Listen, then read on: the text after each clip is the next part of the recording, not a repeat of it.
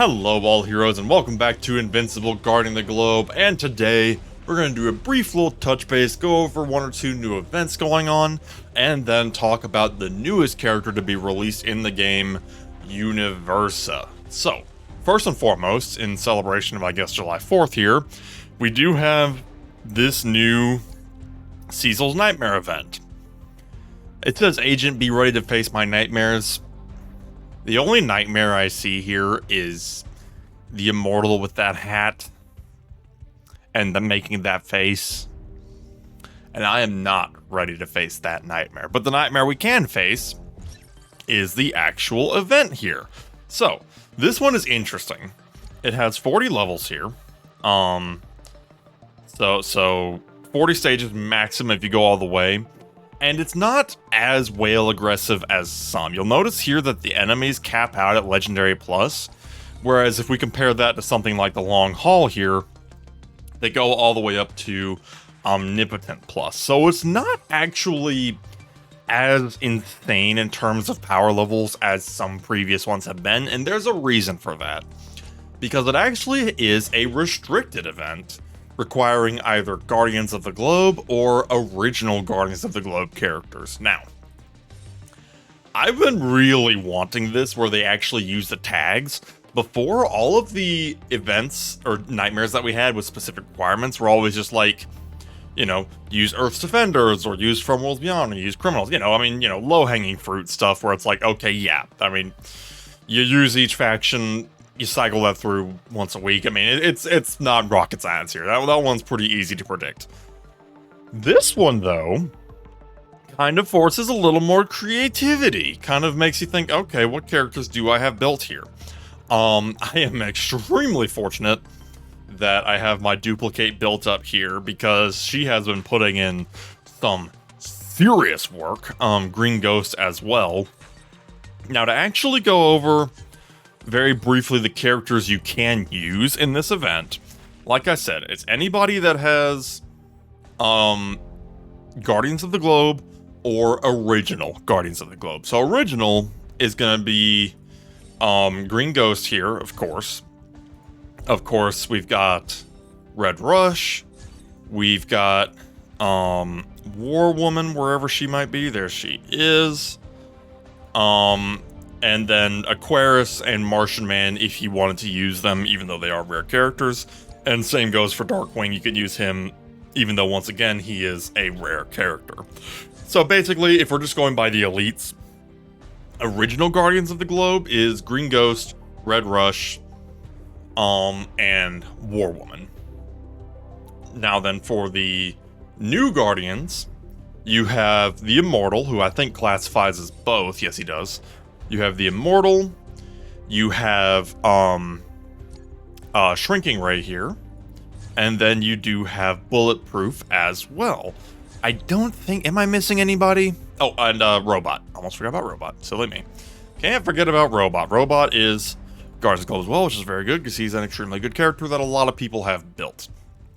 And then as far as rare characters who are Guardians of the Globe, you have Duplicate, you have Rex Blode, and you do have Black Samson as well. Like I said, I would just recommend sticking to the elites. The rare characters are ridiculously tough to build with some limited return on investment. Duplicate here, I just kind of like the fact that she has a summon. I like that type of gameplay. But the return on investment is admittedly not stellar. Just kind of something to keep in mind, but in this very specific case, I really lucked out. Now, as far as the loot here, you can get gems, you can get artifact XP, and you can get the special artifact XP. You do get those basically every 5, so if you take a look at 5 here, 100 gems. Nice thing is, the gems are always going to be on 1 star, so as long as you do clear the stage, you will always get at least 100 gems, which is not too bad. They also have some really high XP rewards, even as low as like stage 1. You get 120,000 XP just for clearing it with 2 stars, which of course is going to be super easy. Not bad at all. I mean, my Alan has been absolutely adoring that influx of XP. I've got him up to 314 here, which has been absolutely delightful. And then, of course, like I said, every 10, it's going to be pretty much the same thing. Going to be gems, artifact XP, and the rare artifact XP. And then, if you do manage to get all the way up to the top 100, you do get gems, a gold dossier, and then as long as you get to the top 25%, you get at least a couple pieces of the Guardians of the Globe little band here. It's really nothing too crazy. I think that they should have had the Burger Mart burger as the artifact reward, because we haven't had that as any kind of a reward since the beginning of the game, and it would have been so nice here, because it's on theme, because, like, the whole thing is that we're protecting the Burger Mart for some reason, so it would have made sense, but, yeah, I'm not going to worry about that right now. That's just more so a minor nitpick. I've actually done startlingly well. Like I said, it's only 40 and I'm all the way through 37. I doubt I'll get further than that, but as of right now, I'm actually ranked 52 on the board here, which is kind of a new one for me. I don't usually rank that high. Again, I think it really is Duplicate that is putting in the work for me here. Because she's been actually a pretty decent good attacker. Now, of course, if you have Monster Girl or Robot powered up, that will serve you quite nicely as well. But that is all we have for the events. Now, we're going to talk about Universa. Universa was the last character event that we had, coming to us as our third Elite World Beyond character. She is clocking in here as an attacker with the tags of Not of This Earth, Leader, Armed, Ranged, Flying, and Attacker. I wasn't sure what she was going to be, if she was going to be melee or ranged, but she is actually a ranged character, basically kind of hurling lightning bolts upon her foes.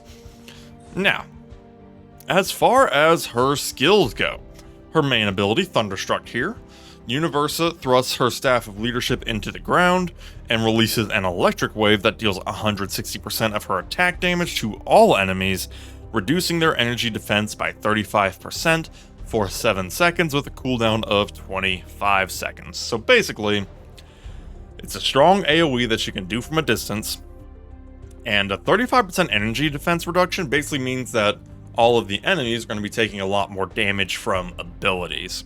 If we do go all the way up to level 10 here, additionally, she does get to create an electric field with a lifespan of, I think, 6 seconds, that applies some damage over time effects for 6 seconds to any enemy who gets caught in that field and silences them. Additionally, the cooldown does go down to 20 seconds. She gets the electric field at level 4. So level 4 is actually not a bad early breakpoint if you do just want to get that field and then call it a day.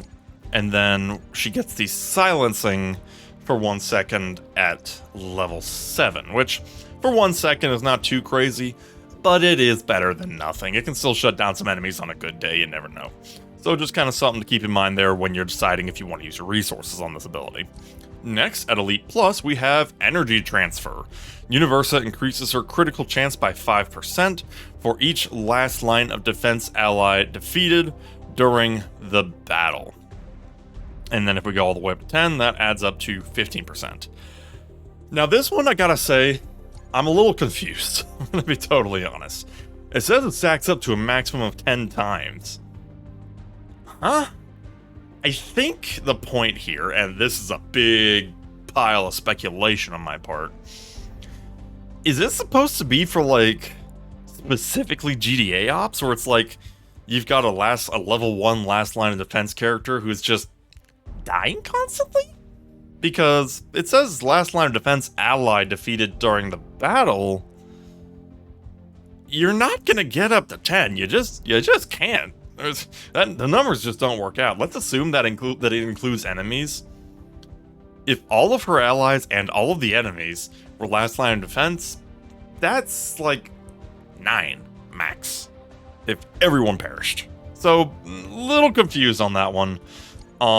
If you were going to go for a breakpoint on this one, probably 6 isn't too bad because you do get the double to 10, but you can probably just pass on this one. I mean, it's alright because it plays to her abilities. but it is a teensy-weensy bit situational. Now, what is much less situational is Energy Surge. Once every 17 seconds, Universa charges up with energy, receiving a 10% crit hit chance boost for 5 seconds. So basically, it increases her crit, and then at, let's see here, at skill level 5, she does get some life leech as well, and it goes down to 15 seconds. And then at level 10 here, still 15 seconds, but she gets more life leech. She gets a 20% crit chance, and that lasts for 7 seconds. So you'll notice here, a bunch of her abilities have to do with crit rate. Now, why is that? The reason for that is Tripping the Light Fantastic. This is her Epic Plus skill, and is frankly what makes her cook so freaking good. Every time Universa performs a basic critical hit, the ray bounces from enemy to enemy up to 1 time, dealing 50% of the initial damage. Now already this is pretty okay. This effectively increases her damage by 50% and allows her normal attacks to basically become kind of a pseudo AoE. Already this is pretty okay. You can throw her into a GDA op and she'll mow down some waves with relative ease. However, if you do take it all the way up to level 10, not only does the damage go up to 70%, but that ray from the crit will bounce up to 4 times. That's a lot of bouncing. That's a lot of damage. That basically means that once it hits the first enemy, it'll bounce 4 times and could effectively nuke the entire enemy team in 1 hit. Keeping in mind too, she is a ranged character, so she's going to play very well in the GDA alerts, because ranged characters are highly appreciated in that sort of stuff, because they don't have to take the time to actually run up to the enemy. Every second counts, especially in some of the shorter events. The only caveat with that is to get that 4th hit, you do have to take it all the way up to level 10, which means you do need her up to Omnipotent Plus. So it is an aggressively high investment ceiling.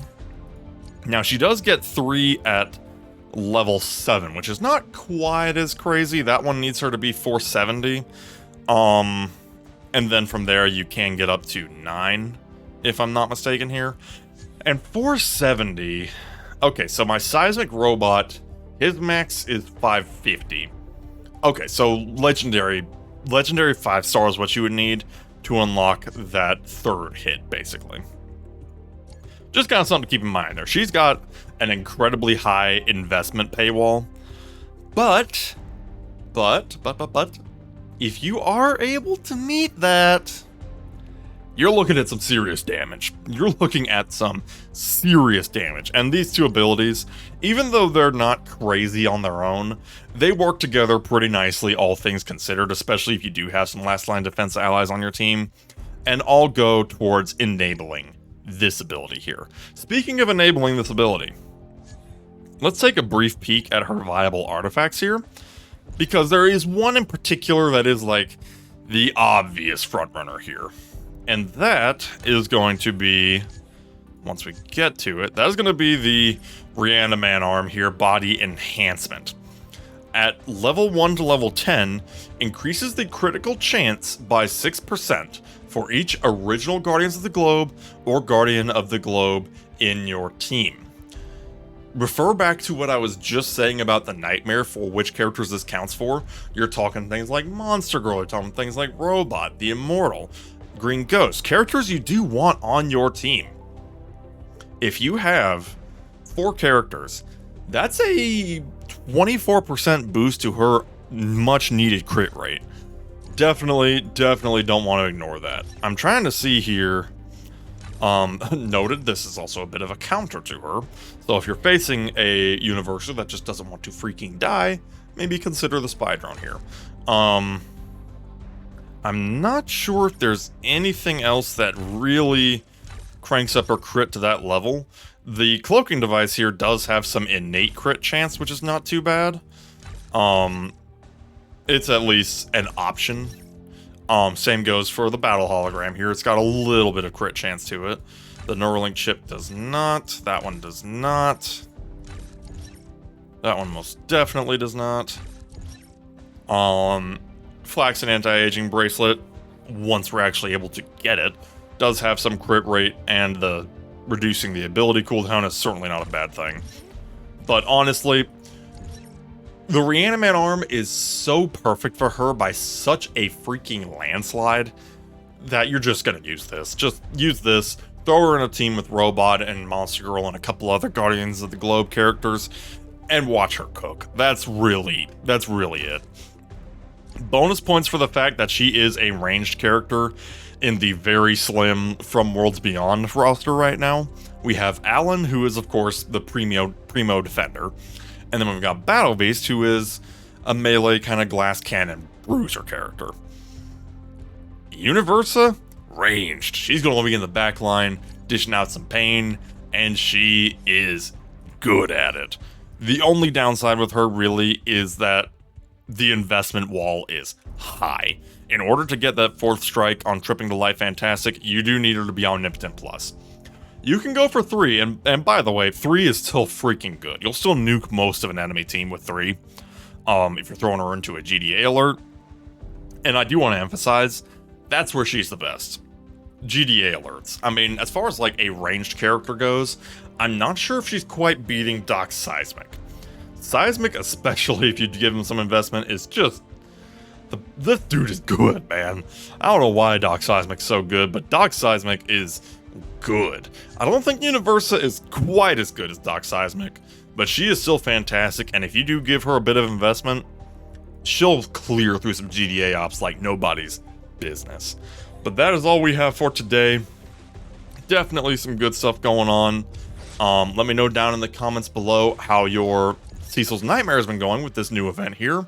Like I said, I think the Immortal with the top hat is a little terrifying, but that's just me. So yeah, that is all we have for today. We shall see you next time. Have a good one.